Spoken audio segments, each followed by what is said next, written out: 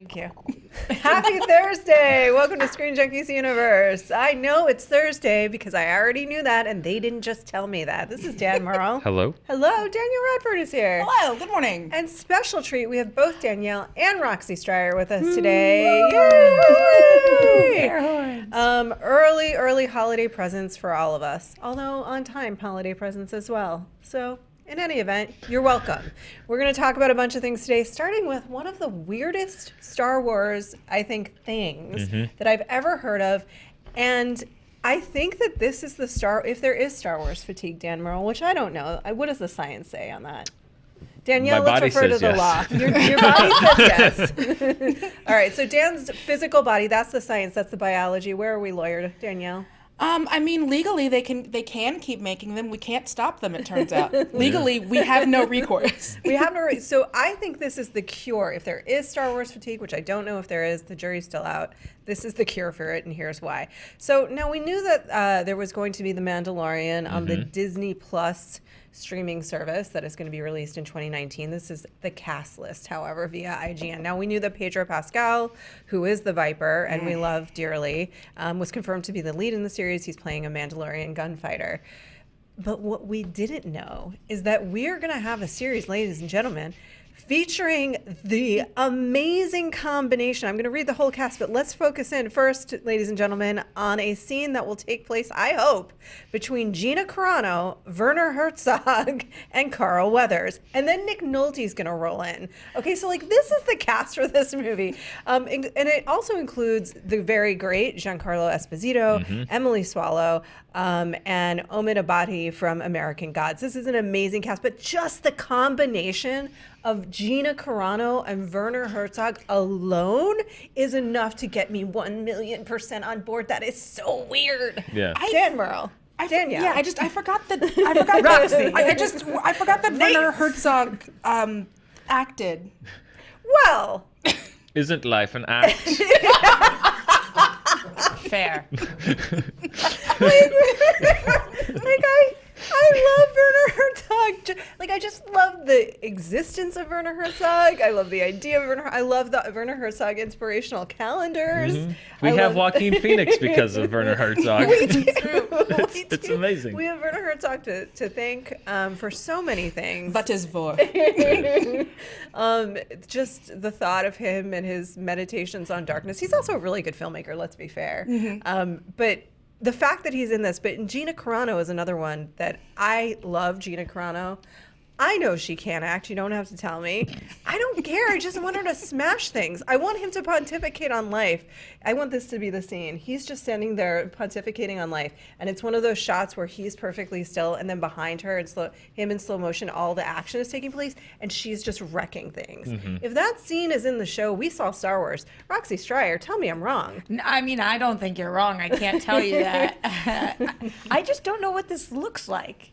I think that she's improved in her facial expressions, which is a huge part of performance.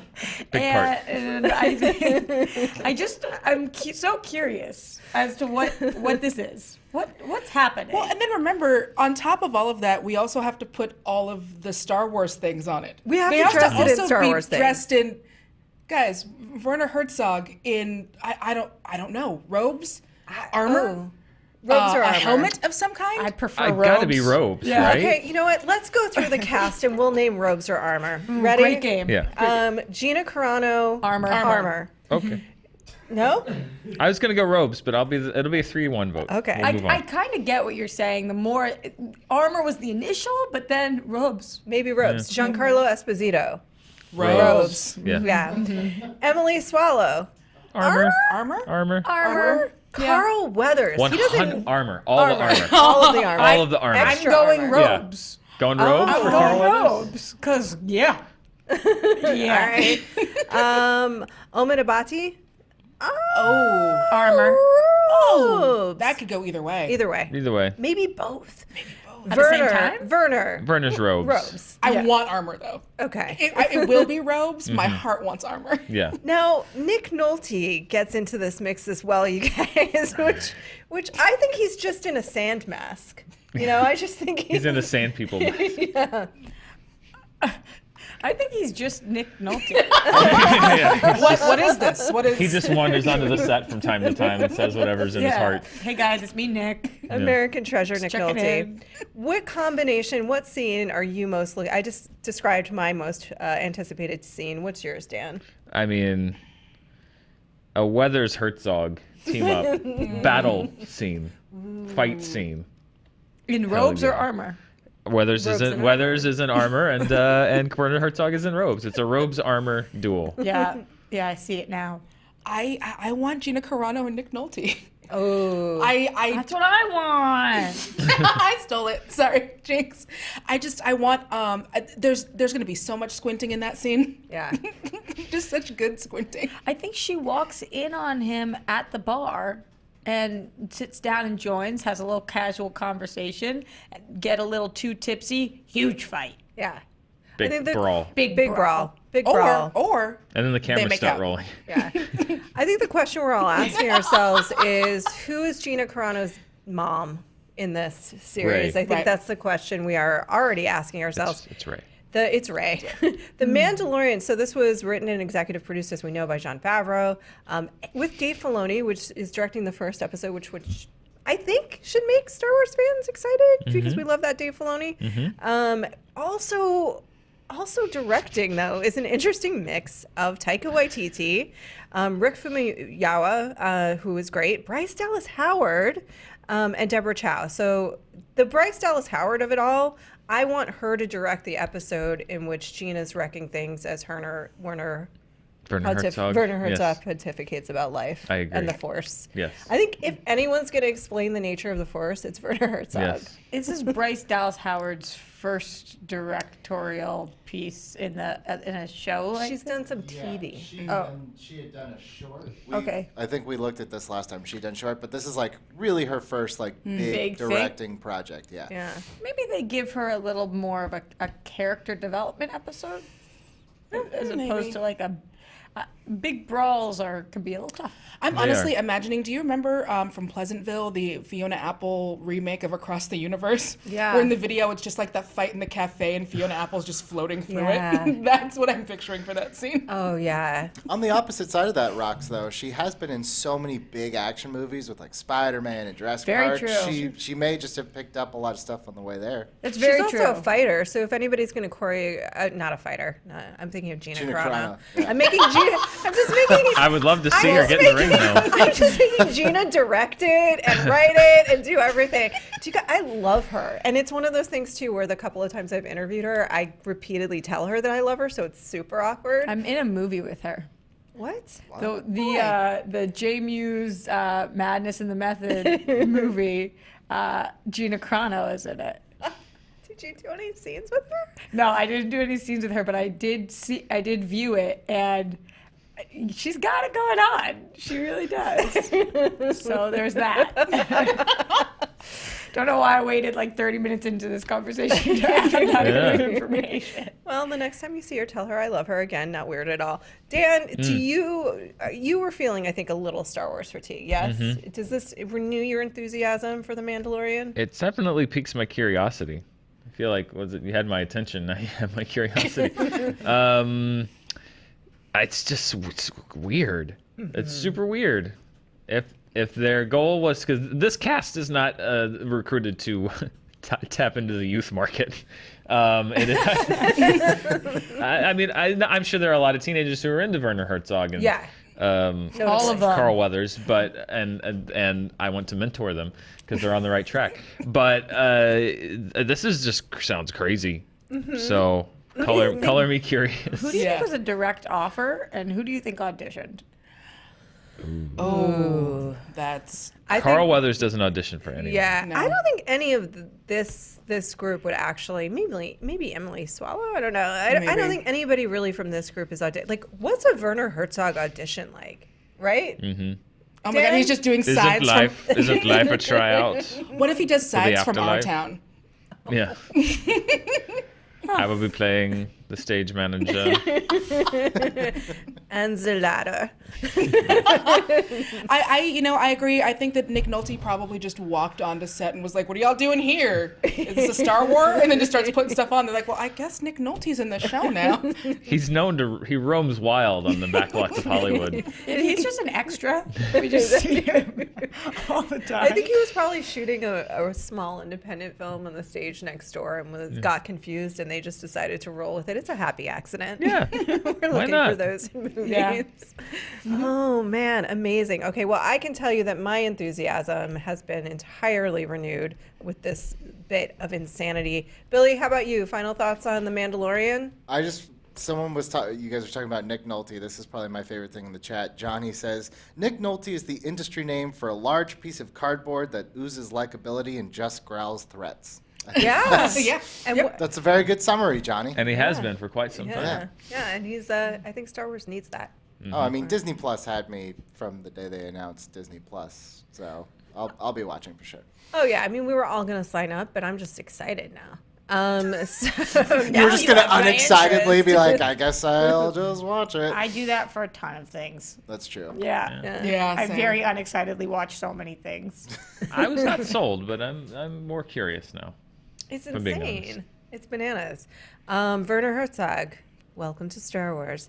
So, the National Film Registry has added some new films. This is via Variety, including Brokeback Mountain, Jurassic Park, My Fair Lady, The Shining, and Cinderella. They are included in this year's additions to the Film Registry by the Library of Congress. So in order to be selected, your movie must be considered culturally, historically, or aesthetically significant. And this got us talking about, well, what happens exactly when a film gets added to the National Film Registry? And of course, it's about conservation. And this will take you a little bit through the process. This is via Mental Floss. Steve Leggett, program coordinator for the National Film Preservation Board, said basically they get the best possible copy of the film in the original format and store it in their vaults at the National Audiovisual Conservation Center in Culpeper, Virginia. We were talking about some of them, and this can be kind of a arduous or important process because some of them were on nitrate, which means they can explode. Combustible, some of the original ones. So he says the process is usually pretty easy. He says, quote, we simply ask the studio to donate a copy. But a lot of times they already have one there, including Star Wars, for copyright reasons. So then they basically move it over and they say, now it's in the film preservation, we're conserving it. Hello, what this means is we got Star Wars. We got the OG, unmolested, pure, grade A Star Wars out there. It's preserved. It's in a vault. We can get it. We just have to come together and form a heist. And steal in it. secret. Yeah. Let's do it. Star Wars heist. Are you in? That's like the sequel to that Fanboys movie. It is. It's a trying group to of- steal the it's trying to original. steal the OG Star Wars 35mm, which is there. George, I love you, man, but you're a liar. You said all of those were gone. Liar. Well, that's what I'm It's saying. there. If that heist were possible, George Lucas would have Pulled it off. performed it many years ago, and maybe he has. A I Watergate. imagine someone right now running down to the archives and pulling out the can and opening it up, and it's empty, and it's just like, gotcha, GL. It's like Harrison Ford's picture. Yeah. But then he suddenly turns into the Joker and a hologram appears because it's all CGI and Yes. How many of us are there? What if we did like Ocean's 6 and we went and we did it? So it's the four of us plus Billy and JT. That's how we were in the room. That's our oceans. That's our oceans. I think I would just be in charge of accents and acting. Perfect. That's We that's could like get the Gina most crucial Carano role. and see if she'll help us. That's true. We know You're the Gina. front person. Yeah, You're I- the person that sells the whole thing. Clearly, I'm the grease man. I can get in. Just You're the about guy in the anywhere. chair. Yeah. I'm Aw, small. I don't want to be the guy in the chair. I want to be the grease man. Oh, you can be the grease I want man. to fit into tight spaces and then regret the choice. You can be the grease man. Dan, you can be the mastermind.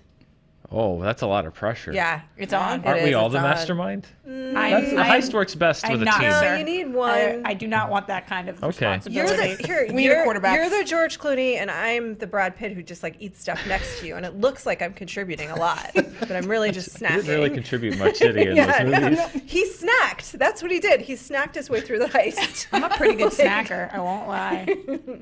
We want to talk about some of the other movies on the registry. Bad Day at Black Rock, Broadcast News. You guys, I'm going to pause right there because it occurred to me the other day that my entire personality had been based on Holly Hunter and Broadcast News in Raising Arizona. It's a great movie. I suggest you watch it if you haven't. Brokeback Mountain, as mentioned, Cinderella from 1950, Days of Wine and Roses, because nothing says culturally relevant like alcoholism. Dixon, Wanamaker Expedition to Crow Agency, Eve's Bayou. Awesome. The Girl Without a Soul, Hairpiece, a film for Nappy-Headed People from 1984. Can you just say nappy-headed for me one more time? No. Hearts and Minds, HUD, The Informer, Jurassic Park, The Lady from Shanghai, Leave Her to Heaven. I'm listing titles. Monterey. I think you're doing a great job. Thank you. You're welcome. My Fair Lady, The Navigator, On the Town, One-Eyed Jacks, Pick Up on South Street, Rebecca. Such a good movie, you guys. The Shining, obviously. That Shining wasn't already in there. Yeah, kind of shocked. Smoke Signals, cool. Something Good. Negro Kiss. What do you guys like the most? Like, what's sort of the one that pops out to you as one of your favorite films that's on this list? Eve's Bayou was kind of surprising to me, I think. It's a great movie. It's a great movie. But yeah, I think I'm like you, where the ones that surprise me are like, that wasn't already in there? That was this year? But that's what's interesting too is like because I was looking at this list, like the Something Good Negro's Kiss. It's only maybe 30 seconds or so, but it's actually it's from the late 1800s. 1898. Yeah, and it's the first captured on film two African American actors just kissing. That's it, and it's crazy that A, that exists, and B, that it exists in the condition that it does. Yeah. Shot on nitrate, and now it's like preserved. But but that's just to show also like it's not necessarily like full length features that go into the registry. There's also just little kind of stuff like that, or newsreels also. And that's historically relevant, Yes, obviously. Yeah. absolutely. Ignorant question that shows maybe I haven't been doing my job, but can people go here and watch these? Or how do No, I mean, the purpose is to preserve the film so that we don't lose it. Right, but Billy's saying that exists. How do people So see that? Yeah, so in that particular case, as they were saying, there are some films that the studios will give them, but then there are other films like that, which is just like a short little piece where they actually have to like find people that have these. A lot of times it's like universities. So in that particular case, I believe it was a university that did the restoration and was able to give it to them. wild. Yeah. So Yeah. cool. You can't access the actual films. I don't know exactly how it works. I know that there are some preservation groups where you can get a copy. You can view a copy of it, but the actual film itself is locked away and preserved, safe. With a bow. Yeah, because it's Christmas. Unless it's Star Wars, in which it's, like we said, George Lucas's Joker. It's dusty. Move. It's an empty, dusty can. Do that one again. Gotcha. GL. Dan Murrell, I would Yeah. imagine you have strong feelings about Jurassic Park being on this. I love seeing Jurassic Park on there. It's not only a good movie, it is, that's the aesthetic part. I think it is a very historically important film in film history as being part of one of the two or three major examples of the emerging computer graphics work that was available at the time. I think it is of historical significance. Also, because it was for a time the highest grossing movie ever. So I think it's one of those that kind of ticks all the boxes. It was certainly a cultural phenomenon. I think aesthetically it's a really good movie, and historically it did hold a lot of records in Hollywood and laid the bricks for a lot of what we see now in theaters. So. And you know what else is interesting about Jurassic Park in particular is because this was one of the very first, they were going to do, I think if they had done it 3 years earlier, they would have been using stop motion largly for the effects. They wanted to, And they wanted to. And so the fact that it's this movie that is one of the first forerunners and forefathers? No, anyway, of using CGI really effectively and using the combination of practical effects and CGI. And then we've since gone really far out in terms of using CGI only, and then everyone references Jurassic Park as the great combination of practical and CGI, which I think we're seeing more of now, which is good, because I think the combination in that organic feel is important. I agree. Not every movie can do that, but I think it's the movies that expensive. can do it should do it. Use practical wherever possible. Yeah. That's my Agreed. motto. Yeah, I agree. It blended it so perfectly. It really did. What about you, Roxy Striar? What's your favorite? Or do you have one? I have two that stood out to me. I'm a big HUD fan, and I think that they teach this in a lot of film schools. So I'm surprised it did take as long as it did for HUD to be on here. And then the other one is Cinderella, which is a movie from 1950. So, you know, it's a classic for sure. And I think that while some of its principles are slightly outdated, it does hold a lot of importance, and I'm glad to see it on here. Any more for you, Danielle? No, I think that I mean, there's nothing on there where I'm like, how dare they? Those are movies that deserve to be archived. Yeah. It's amazing how much work, especially, you know, the nitrate thing is still, I guess I'm stuck on that because I'm just imagining, like, you know, spoilers for a season of Game of Thrones that's already happened. I'm just imagining the sept of, like, it just all goes up in one. Yeah.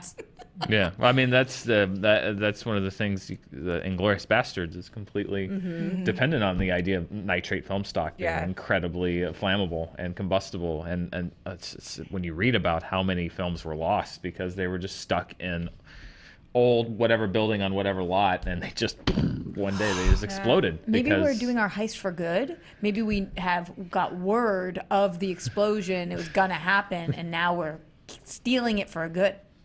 Ocean's 7. Yeah. Can you remind me of what now very famous silent film was? There was only one copy and it was lost for a really long time. It was like either Cabinet of Dr. Caligari or Dracula, the original. Was it? I think Caligari? Cabinet of Dr. Caligari There was was lost for a while. It was lost for a while and there was only one print and Yeah. then it was discovered, right? I think so, yeah. Yeah. Anyway, it's important to preserve these things. It very much is. This is an amazing list of film. I love so many of them. I named a couple that had particular significance in my film history, but all of them are. I mean, look, Leave Her to Heaven, beautiful. Watch it. My Fair Lady. Have you seen My Fair Lady? I have. Yeah. I haven't watched it in a while, though. Now I kind of want to go back. Also, some outdated principles in this as well. But I feel like this plays at every high school, every production. Everybody's always doing My Fair Lady. You can catch it somewhere at any point. Yeah, I'll watch any version of Pygmalion, really. Yeah. I'll watch any version. Yeah. Me too. Agreed. Why not? Including and not limited to Mannequin, which is not really technically Pygmalion, But was isn't my it? favorite. It was my favorite movie. When I was a kid, when I broke my arm, that was the movie my mom bought me to make me feel better. Well, and speaking of, I'm telling you so much about myself. I know. It's all coming together. The more you know. we love you so much. We really do. And a movie that we love from this year that maybe, hey, one day will make its way onto this list, into the Spider-Verse.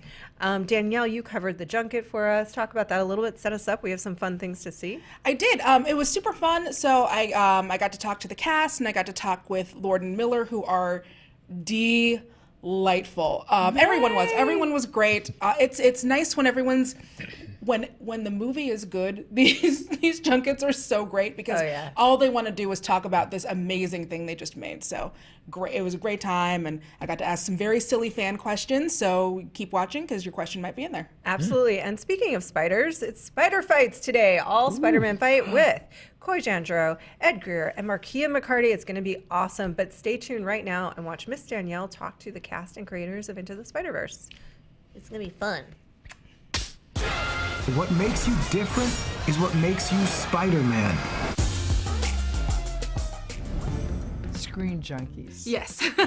We love the screens. We just love movies. We're huge movie fans. Movie is great. We all loved it. Fans are super excited for this movie. We have really huge fans of Spider-Man, and so we asked them if they had any questions that they would like us to ask you. So Colonel USA says, if you got to choose another version of Spider-Man to add to this team, who would it be? Parentheses, you could even make it up or choose actual Tom Hardy, end parentheses. Really? They were just going to tell us to choose Tom Hardy? He's going to do it? I know you love this one. I can tell by the look on your face you got an answer you're dying to say, but you're shy. We made one earlier called Shake. Shake a jaw. Tell me about this person. Ex-military. Spy. He's a spy. He's put into this other realm, the same Earth, but a different realm, like in the ghost realm, to protect us from, you know, the vampires, the ghosts. He went to wizard school. His sidekick is a wizard. Shake Jor.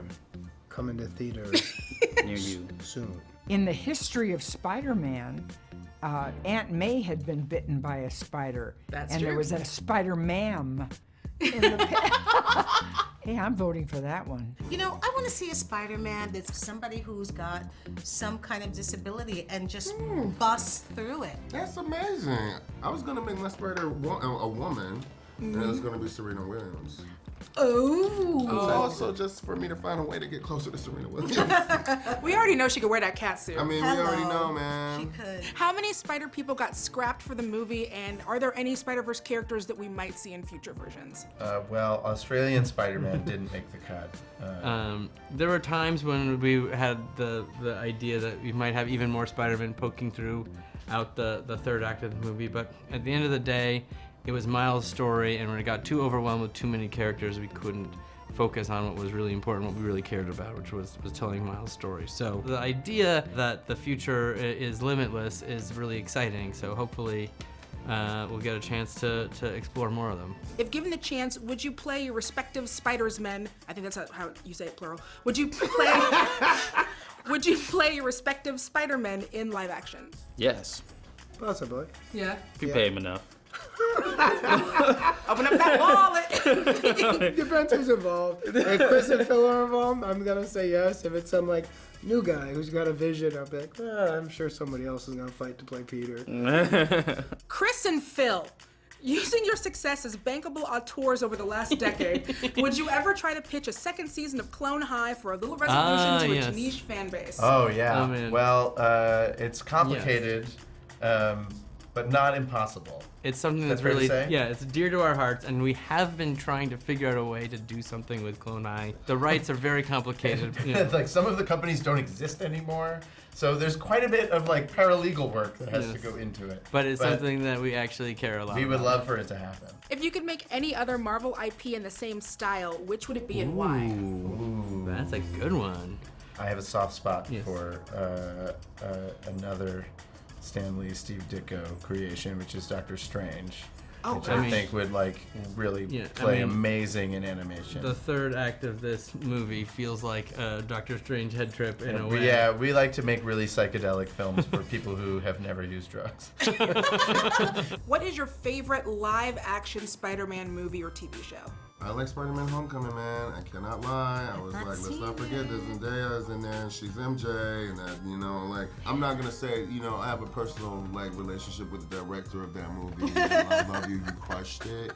And, you know, Donald got to get up in there and do his thing, you know, but I liked the Homecoming. Homecoming was really, really good. There's a special appearance by Chris Pine Yes. as the younger Spider-Man. How did that happen, and how did you convince him to sing?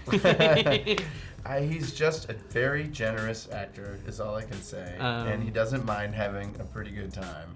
When we were thinking about who would be the ideal Peter Parker that would be in contrast to the Jake Johnson Peter Parker, who would be handsome, athletic, funny, cool, quippy, everything that the perfect version of Spider-Man would be, Chris Pine was the obvious choice. And so he said yes, and it was so much fun, and every time that we were in a session with him, he just went for it. Please ask them to do their best Nicolas Cage impression. Ooh! I'm gonna steal the Declaration of Independence. Remets le lapin dans la boîte. QRSTUVWXYZ! When he's on Face Off, when he gets, he's like, Ooh. huh? Ooh. Yeah? Am I in? You like? I look stupid. You look amazing. That was perfect. Out of respect to Nick Cage, I'm not going to butcher that man's voice. His performance in Moonstruck was one of the all-time greats for me. I hold him in a high regard. I respect your respectfulness. Look, if I had one, I would do it, but I don't even have one. I'm thinking of Moonstruck right away, you know, when she says, snap out of it, she slaps him. He's saying, Loretta, I love you, I can, you know, with great power comes responsibility, I think. This is amazing. I really enjoyed Nicolas Cage, but I can't even... No, you nailed it. That was perfect. I was going to do Raising Arizona, too, because that's my favorite Nicolas Cage. Ooh, please, please, please. Please go for it. But baby, I love you so much. You mean everything to me. Oh, come on, darling. Just come on. Thank you. my husband. That's amazing. Thank Love you. my Nicolas Cage and Raising Arizona is the best. A lot of us comic fans find that we have personal connections to a certain character that we grew up reading. Some of them helped us form our own identities as we've grown up. Were you able to form that kind of personal connection to this character? Well, I could in his human form. And then, yeah, I was pulling for Miles like mad. He was a young kid just starting in life, and I love that message to the audience that anyone can wear the mask. It's very empowering, and I hope every kid leaves the theater thinking he can be powered in his universe. I'm not gonna get a better place to end than that. Thank you so much. ScreenJunkies. Like the hot bucket. Yeah, that's right. ScreenJunkies. I love that.